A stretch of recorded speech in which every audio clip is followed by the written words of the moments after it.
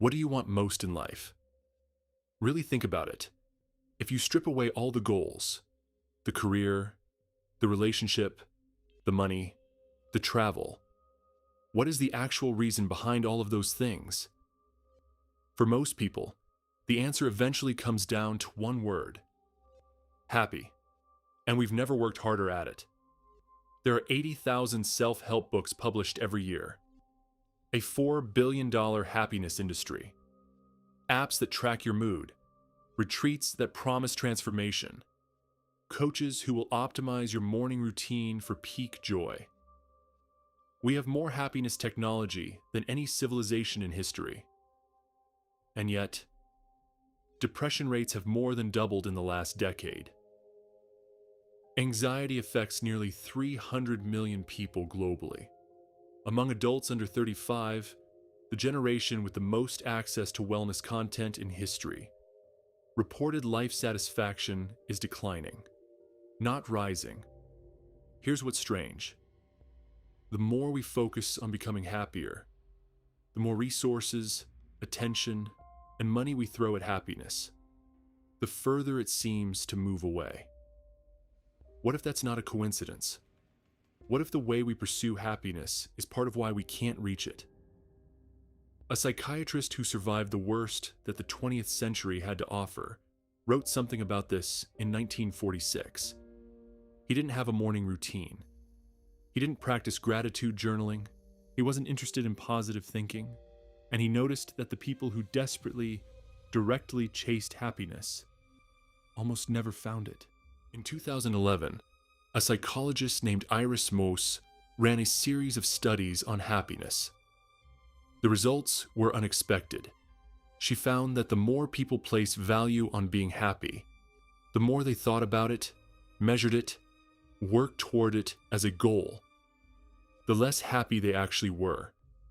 Chasing happiness directly made people feel worse, not slightly worse, significantly worse, lonely, disconnected, more anxious. The reason is simple. When you make happiness a direct goal, you set up a measuring system. Every moment gets evaluated. Am I happy right now? Am I as happy as I should be? Is this enough? And the measuring itself makes you feel the absence of happiness more strongly than the presence of it. You felt this. Think about the last time you tried to fall asleep when you really needed to. The harder you tried, the more awake you became. The more you thought, I need to sleep, the more impossible sleep felt. Or the last time you tried to force yourself to enjoy something. A party you should have fun at. A vacation that should be perfect. The trying ruined it. This is what Viktor Frankl called hyperintention. And he observed it clinically, long before the research caught up. Frankl was a Viennese psychiatrist who developed his own school of psychology, logotherapy, built not on pleasure or power, but on meaning. And he noticed something in his patients. When people tried too hard to achieve something that requires a state of relaxed openness, happiness, sleep, creativity, intimacy, the effort itself blocked the outcome. The will was too strong, the intention too direct, and the result was the opposite of what they wanted. Frankl described hyperintention as the self-defeating quality of demanding an effect, which can only occur as a byproduct. Let me say that differently. Some things only happen when you're not trying to make them happen. Laughter is one of them. Think about the last time someone told you, be funnier. Did that work? Or did it make you tense, self-conscious, and significantly less funny? Creative inspiration is another. The more you sit down to force a brilliant idea, the more the brilliant ideas hide. They arrive in the shower, on a walk, at 3 a.m., almost never when you're staring at a blank page trying to produce them. Frankl saw the same pattern with happiness. Happiness cannot be pursued. It must ensue. That's not a metaphor. It's a clinical observation. happiness is a consequence, a side effect of doing something meaningful, being genuinely engaged with the world, or connecting deeply with another person. The moment you make it the primary target, you've already missed. Think about it this way. Have you ever been so absorbed in something, a conversation, a problem, a project, a game, that you forgot to check whether you were happy?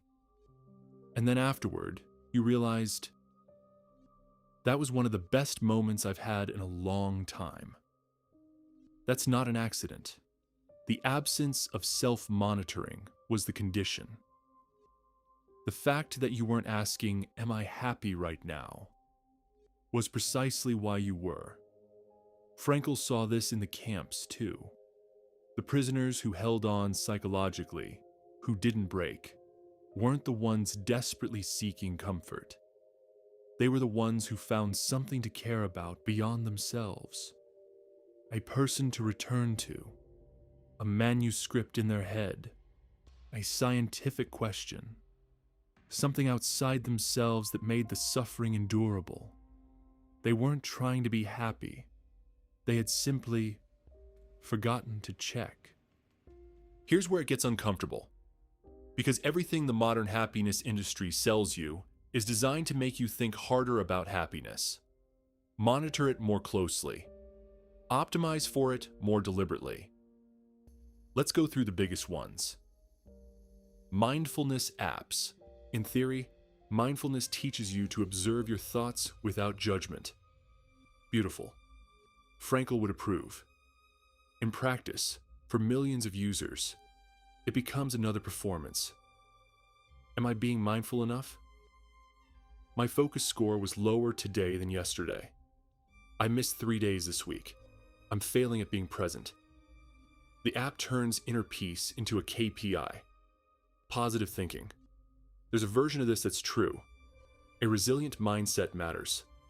But toxic positivity, just choose to be happy, good vibes only, does something cruel. It tells people who are genuinely struggling that their suffering is a choice, a failure of attitude, which adds shame to pain. And shame makes everything worse. Gratitude journaling. Again, the instinct is right. Noticing what's good counteracts the negativity bias. But for many people, it becomes a chore. One more box to tick on the road to being a better, happier person. And when you're grudgingly writing your 3 gratitudes at 11 p.m. because you promised yourself you would, it has the opposite of its intended effect. And then there's social media. The feeds are designed to show you other people's happiness highlights. Every scroll is a happiness measurement. You're running Mouse's experiment on yourself, and measurements make you feel the gap more clearly. Here's the real problem. All of these tools are built around the same flawed premise, that if you pay enough attention to your inner state, you can engineer happiness. But Frankl's insight, and the research confirms it, is that happiness is outward-facing, not inward-facing. It comes from forgetting yourself in something larger. Frankl called it self-transcendence, not self-improvement, not self-optimization, self-transcendence, reaching beyond yourself, toward another person, toward a purpose, toward something that matters beyond your own inner experience. And here's what self-transcendence actually looks like in practice.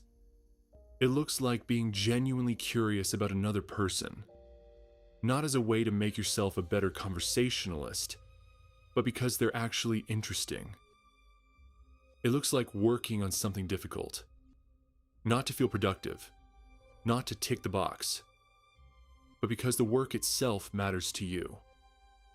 It looks like helping someone who needs help, not to feel generous, not to post about it, but because it needed to be done. And you were there. In every case, the self disappears, and in the space where the self was, something else arrives. Call it flow. Call it presence. Call it joy. It doesn't matter what you call it. The point is, you weren't watching for it. Frankl described this as a Copernican revolution in psychology. We spent centuries assuming that the Earth, the self, was the center of the universe, that everything revolved around making the self happy, optimizing the self, improving the self. And Frankl proposed, what if it works the other way? What if happiness comes from orbiting something other than yourself? So here's what I want to leave you with. Not a list of new things to try.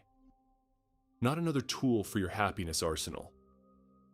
The opposite. Stop asking, am I happy? At least as your primary question. Replace it with, what am I for right now? Not forever. Not in life. Right now. In this hour. Is there something that needs to be done that only you can do? Is there someone who needs your presence? Is there a problem your mind is quietly hungry to chew on? Go there. Not to feel good. Just because it matters. And then notice, afterward, what the experience left behind. Frankl put it this way: the more one forgets himself, by giving himself to a cause to serve, or another person to love, the more human he is. And the more he is immersed and absorbed in something other than himself, the more he truly becomes himself. Stop chasing. Start being for something. And let happiness be the shadow that follows you when you're not looking at it. I'd love to hear from you. When was the last time you were genuinely happy and didn't even notice until afterward? Drop it in the comments. I read them all. And if this video gave you something, share it with someone who's been chasing too hard lately. I'll see you in the next one.